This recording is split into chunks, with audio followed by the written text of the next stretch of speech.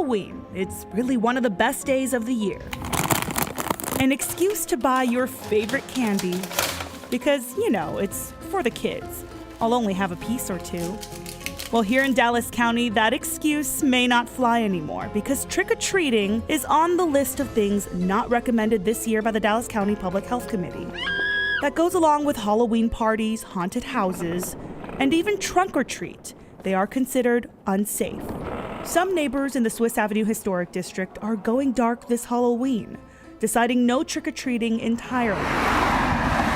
And over in Lakewood Hills, a group of parents are encouraging neighbors to spread out candy in the grass along the sidewalk. That way, kids can pick up treats while still keeping 6 feet apart. And they're planning to start trick-or-treating early at 3 o'clock to minimize crowds. As each neighborhood decides what's best for them, the county is recommending online parties, car parades, stay-in Halloween movie nights, yard decorations, and scavenger hunts at home.